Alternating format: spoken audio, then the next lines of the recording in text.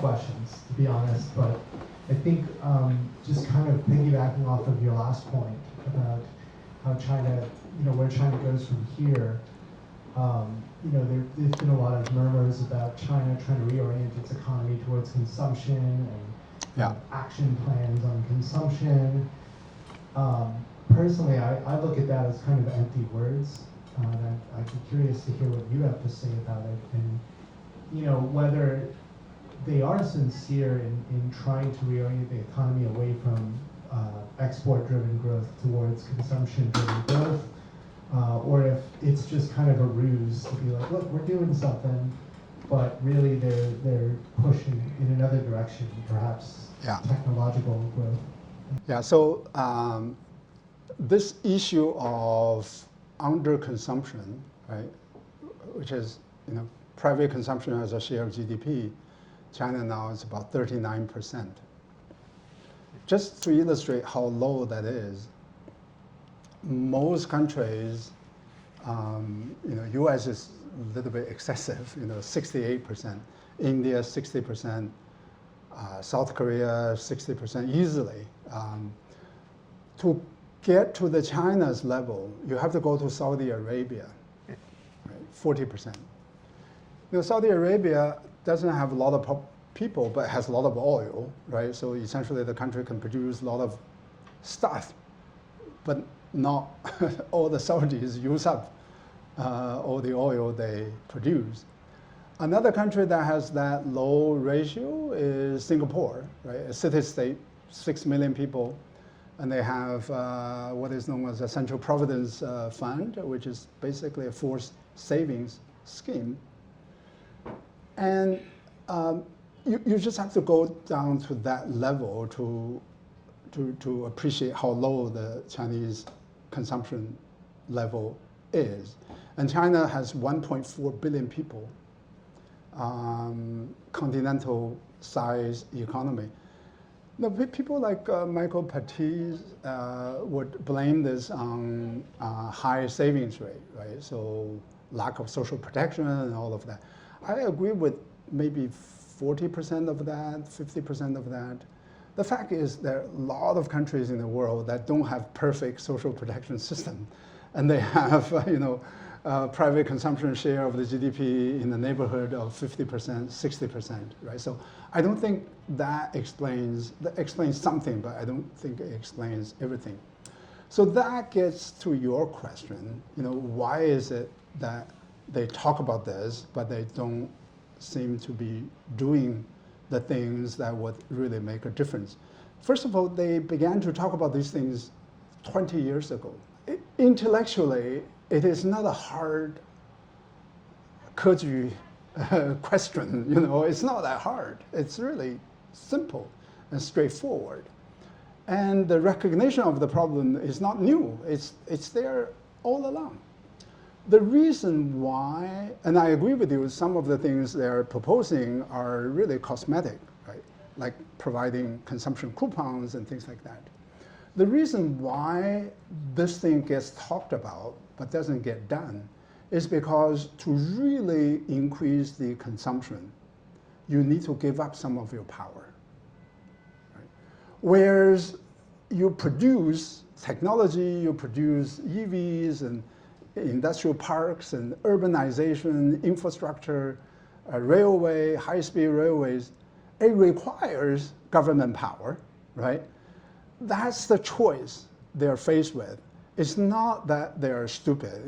They recognize the problem, but they are not willing to give up their power. Going back to the 1980s, the highest share of the consumption share of the GDP, private consumption share of the GDP, was in the 1980s, roughly 50%, the highest ever in the history of the PRC.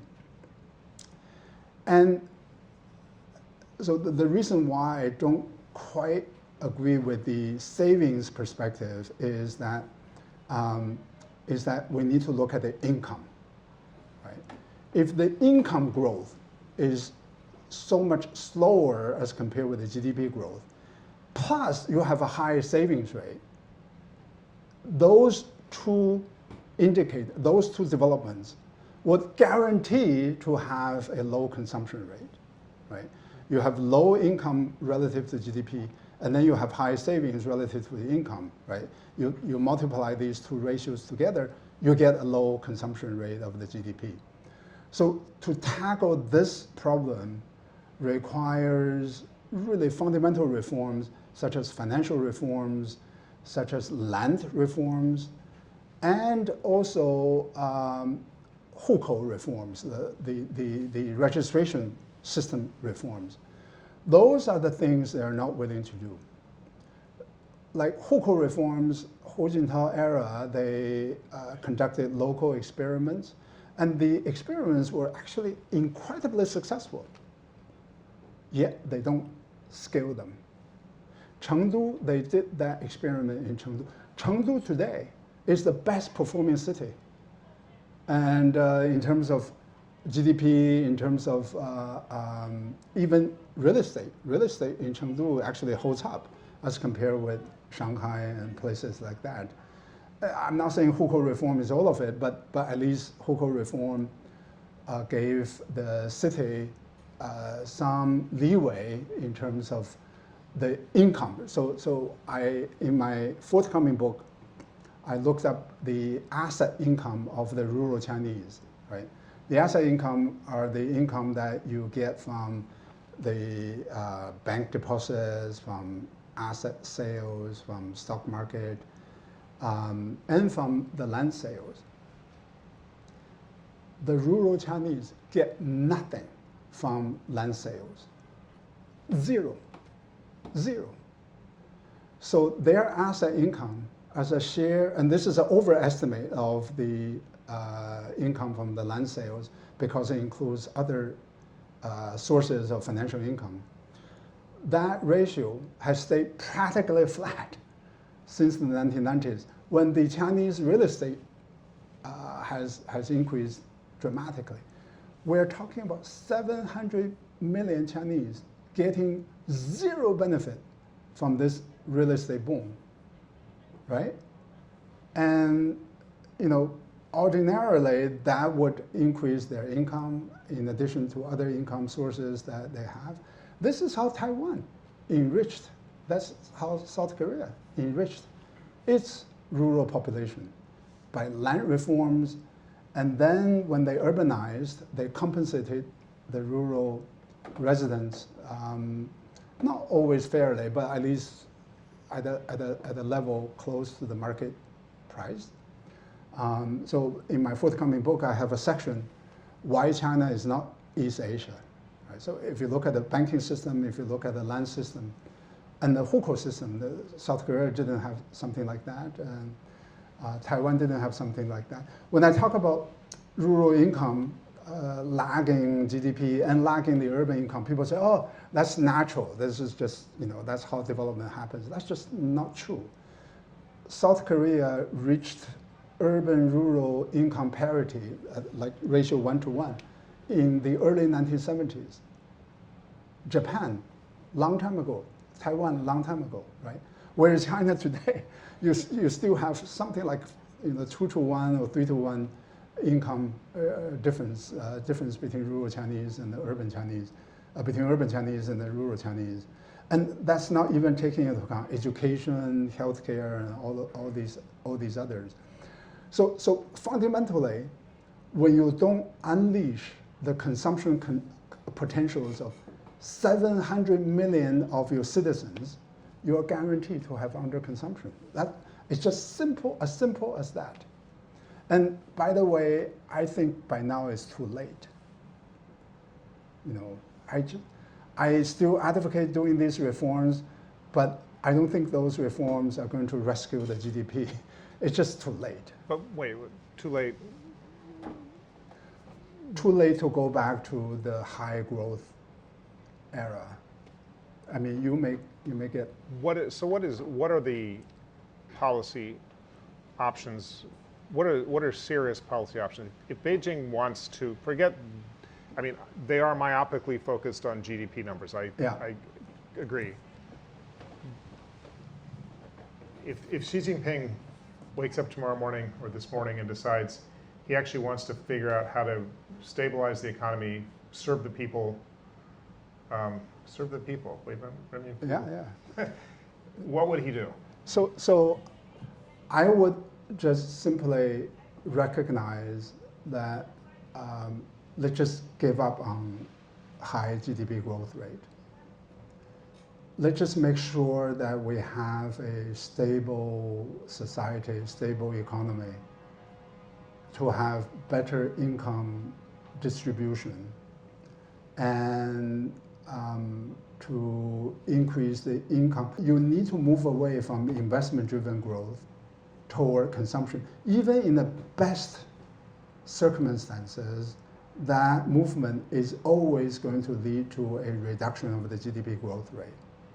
You don't find So what consumption-driven would be growth. concrete things? What, Well, so the concrete things would be things I was sort of talking about, right? So one concrete thing that they can do in the urban area is to get rid of this entire government bureaucracy whose job is nothing other than stopping the Chinese poor people from setting up shops on the streets. It's called the Chengguan, right? The Urban Management Bureau. They hire a lot of people.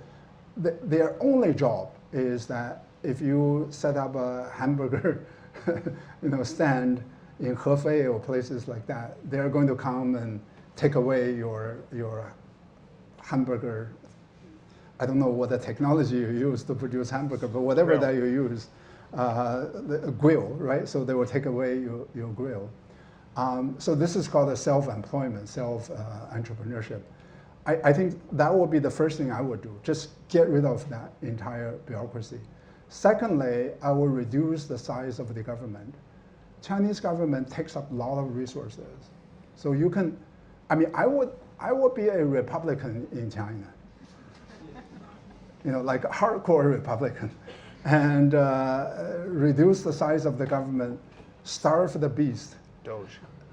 Well, Doge, yeah, so a version of Doge. Although I don't have that money to to have the confidence, and so because the size of the government is just simply too big. The government itself consumes so much of the economic surplus. So if you look at the economy, capital, government, and people, I would reduce the size of the government. I will probably leave the capital, untouched, and then increase the size of the people in the economic pie.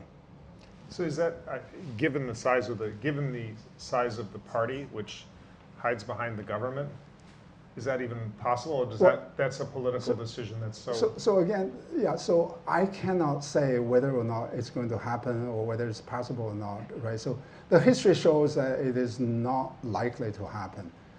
All I can say is that if you truly want to get away from overcapacity, from trade war, from this dependency on export surplus, the way to do that is truly to empower the people, right? Economically, financially. Yep. Whether you do it through a political channel, right, which I will support, right, and do it through financial institutional channels, as long as you're doing something like that, then I take you seriously. So the question earlier is, if you look at the things they're willing to do, like consumption coupon, I just don't take that seriously, right? Yeah. Because consumption coupon has to be funded by somebody else's tax. If at some point the middle class do push for more rights, what do you expect to see? Will that kind of push for rights be osmotic and slow, or do you expect to see at some point kind of something more aggressive? So the honest answer to that is I don't know, because I don't know whether or not the idea of rights has arrived in the middle class of China. And if you look at the COVID protest, right? in many ways, that protest was, in one way, very radical, but in other ways, very technical and specific. They were protesting against the lockdown. And you get rid of the lockdown, then the protest disappeared. Right? So it's a very much driven by specific grievance. Clearly, it is not about right? And so I remember reading Peter Hessler, right? Peter Hessler's book, his first book, Country Driving, is that right? That was second book, but yeah. Second book, okay. So what's the first book? Oracle Country Bonds. Town. Yeah. Rivertown, Yeah. So I think it was in the first book. So he noticed that when the government was taking land from the peasants were not protesting by arguing, oh, what right do you have to take away my land? The peasants were protesting by saying, oh, I think it should be worth like $3, but you are only giving me $1, right? So immediately they are negotiating on terms dictated by the government, right? So this notion of rights is just not there. And in this book, I do talk about why the idea of rights never emerged in China. So if that idea were to arrive in China, it had to be imported. And the Chinese Communist Party has done a very good job of making sure that import is not going to happen. And so I just think that the middle class consciousness, I just don't think it's automatic. Yeah, so one of the criticisms I have with the engagement theory is that it assumes too many things to be automatic when they are not that automatic. They just think that, oh, if GDP grows, you're going to have middle class and middle class values. So in the last chapter of my book, I looked at East Asia, Taiwan, South Korea. They became democracies. They had economic growth. And people drew the conclusion from that look, economic growth, democracy. But they forgot to look at some of these details.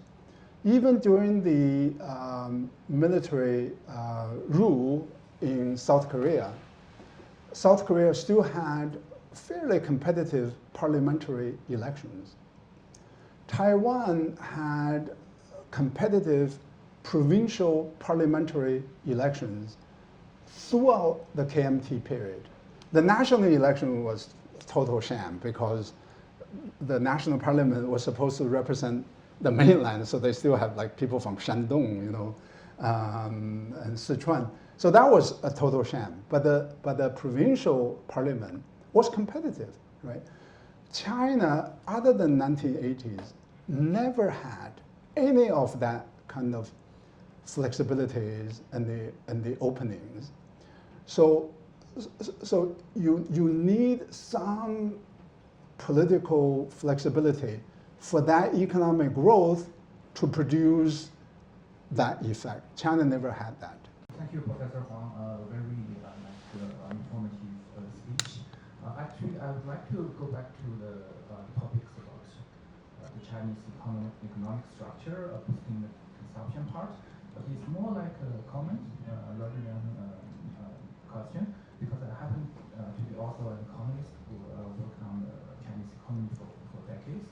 To me, I think the argument of boosting the consumption of the Chinese economy is a very too superficial suggestion for the current Chinese situation, because to me, my understanding is that the economic structure is more like an outcome of the economic system or the political design.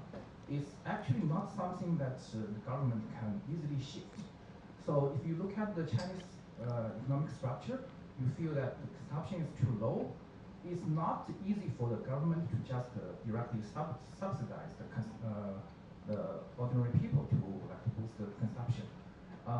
I think the real useful policy for this problem is that you need to give the ordinary people their rights, like to form the labor union so that they can negotiate with their employers. And in that way, their salary will raise. And on the other hand, maybe some of those state-owned enterprises, they need to admit that they are really not making money, so they need to bankrupt. And some of those large investment projects, the government needs to admit that it's not generating revenue. But I think in the current political system of China, the rigidity do not allow the government to do that. Because this is actually something very easy in democracy political system, because that's just the ruling party, they will admit they have failure, and they will like maybe lost the upcoming election, then they come back in maybe 4 or 8 years with some refined political policy. But that couldn't happen in China. So I think that's the real problem for the Chinese economy, and why this government cannot allow the economic structure to change. I think you put it in more concrete terms what I said before, which is that it requires a political decision. And the system and the leadership are not willing to go there. And that's why I explained why even 20 years ago, they recognized the problem, and yet they have not come up with a solution. And I agree with you 100% that the constraint is on the political and institutional side. To the extent that economics is involved, it is involved in the following way, which is that if you do these things, right, labor rights, labor mobility, more protection, more healthcare and things like that, it does reduce the government's capacity to invest in infrastructure, to invest in technology. Do I worry about that? No, I don't worry about that because, first of all, I think China now has a fairly decent infrastructure already. And secondly, more importantly, if you look at the Chinese high-tech companies that came from the 1990s, they were not products of Chinese government's investments. Right? Alibaba never received a single penny, at least in the early days. Later on, who knows, Baidu and Tencent, these were products of, many of them are foreign venture capital funds, right? Alibaba, Yahoo invested in them very early on, SoftBank invested in them early on, Baidu also had maybe Goldman Sachs, and Tencent, the early investor was a South African media group, right? So it doesn't mean that if the government doesn't invest in them, nobody is going to invest them. There will be foreign investors. But if you look at the foreign direct investment into China now, and the foreign venture capital investments into China, they have virtually collapsed. So essentially what the government is doing is a substitution effect. It is not an additional effect. It is replacing these private and foreign investors with the government taxpayers' money. I don't think that's necessarily a good arrangement, right? If you are a small country, I can understand that because foreign investors probably do not think a small country is worth their capital, they're worth their investment. So if you look at Israel in the 1970s, the government had to take the lead precisely because foreign investors didn't think Israel in the 1970s was worth their investment. It was also located in a very geopolitical, difficult region, right? But if you're China, your GDP is growing, 8%, 9% a year, and you have a large consumption potentials. You don't really need the government to do that. The market would flock to that country, right? So I would think that a government in China today, a more responsible government in China today, should focus on the social issues, should take care of its people, and let the market do the economic side. I think that's a better arrangement than now favoring the economic side and totally neglecting the social side, right? But that takes a political decision. They have to be willing to give up some of their power to labor rights. You have to give up your own power to allocate labor to some extent. I've worked in developing countries for 40 years. Yeah, All of the big ones, small ones. yeah, Just taking the last point that you said, I can't think of any other country which has done more on the social front yeah. for China, for its people than China. Mm. Almost every measure that you take for any developing country, middle income, upper income, Yeah. whatever, Chinese come out way ahead. Yeah. Even in terms of so what should they do differently? Just to come back about 10 years ago, or the time that since everybody demonizes Xi, I remember, and there's a paper somebody presented at CWU, which said that Xi, amongst all the provincial leaders, this is before it was clear that he would become leader, the guy who was most concerned about the trade-off between environment and growth Yeah. was Xi Jinping. Yeah, that's true. The one who was most concerned about distribution, equity was Xi Jinping. And in fact, that was the reason he was selected to lead. So I'm wondering, what Yeah. would you do differently? Yeah. So on Xi, I did say that his performance was better than his two immediate predecessors. Okay. So if you look at the income elasticity because you're an economist, and so vis-a-vis the GDP growth, it was second only to the 1980s. Yeah. Right? So I gave him credit. And also the Gini coefficient declined under his rule. Also, to be fair to him, the private consumption share of the GDP rose under him from very low level to also low level, but not as low as before, from like 36 to 39. So I think what you said is absolutely right. But here's the pushback. I'll get to the cross-sectional observations you made later. Here's the pushback. The leaders in the 1980s did none of this autocratic stuff. They achieved better results than Xi Jinping, right? So there are two observations about Xi. One is the one you made, and which I echoed, which is that Xi did improve some social indicators. The second question is whether you need to get rid of the term limit, whether or not you need to have a very confrontational relationship with the West, with India, for example, also, with vis-a-vis South China Sea, to get rid of the journalists and social media and lawyers, to have all these incredibly strong controls on data. And I don't think you need to do all these things to decrease the Gini from about 49 to 47, right? So, and by the way, in the 1980s, it was a liberal period.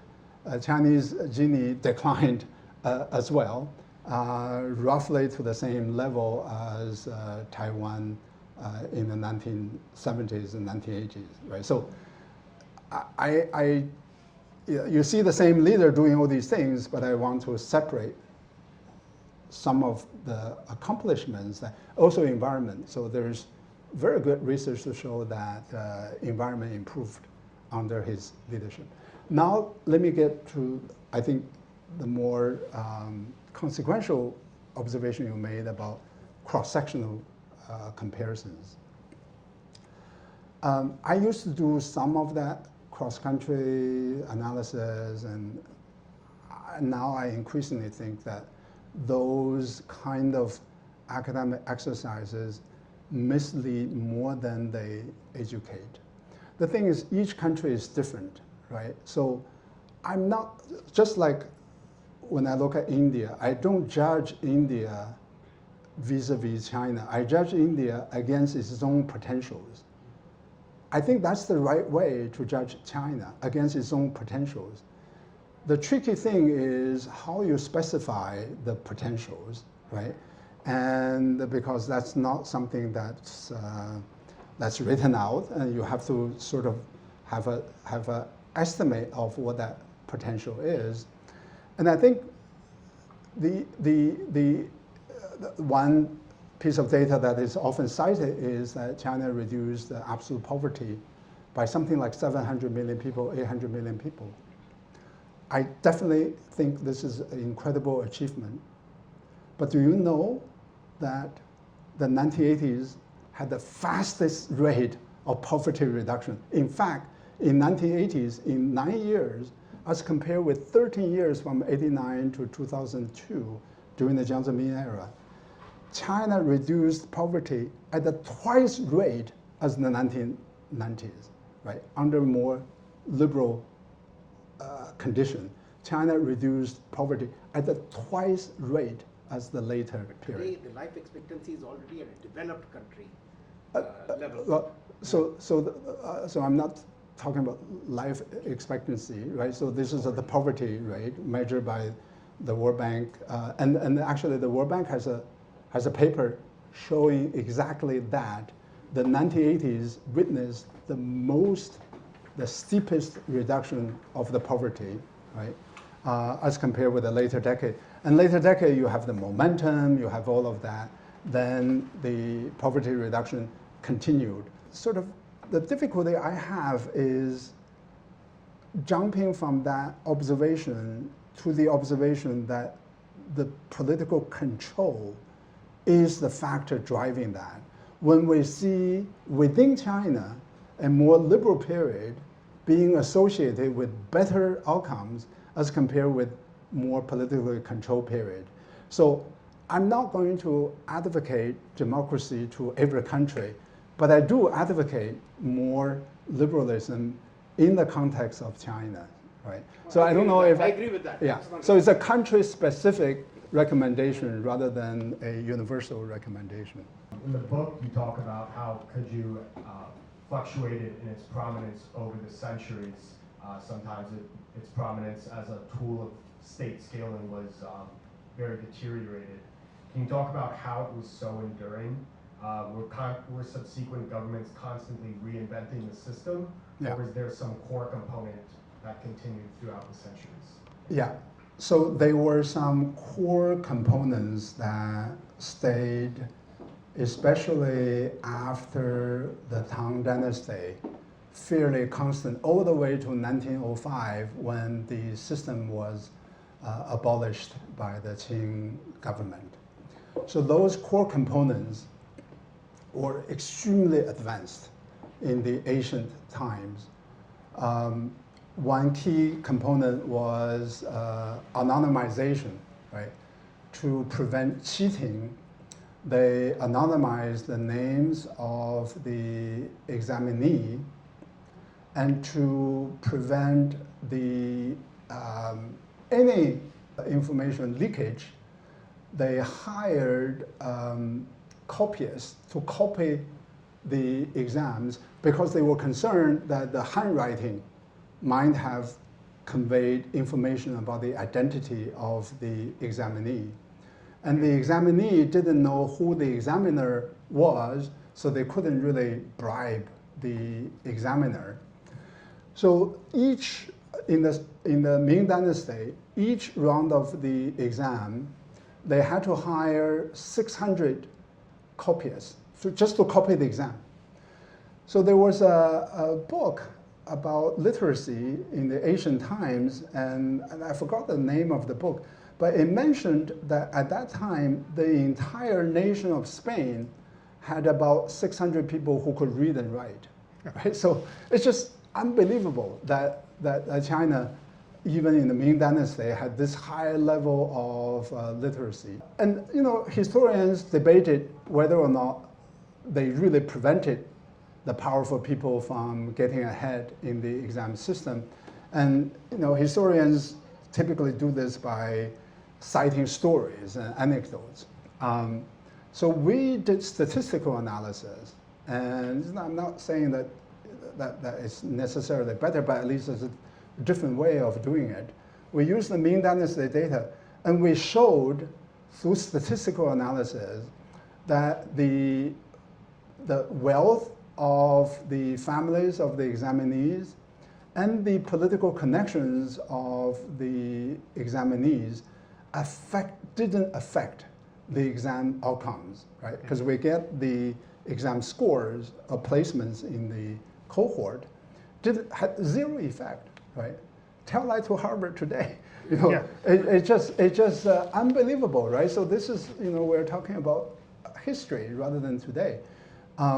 So the exam system definitely worked in terms of selecting the smartest people into the bureaucracy. And also the exam, and so this is something that I want to emphasize, that when you see the incredible capability of the Chinese students, Chinese workers, and Chinese professors, you have the Keju system to thank, right? Because a incubated work ethics, hard working ethics, right? Max Weber famously said, oh, the Confucian culture was incompatible with economic growth. Only the Protestant ethics was compatible because Protestant ethics emphasized hard work. He had no idea that to succeed on this exam require a lot of hard work, right? And memorization and hard. That was bad for inventions and all of that, but it was good for that. Today I think a lot of countries have adopted sensible economic policies, sensible economic institutions, but if they don't sort of get the human capital right, I still don't think.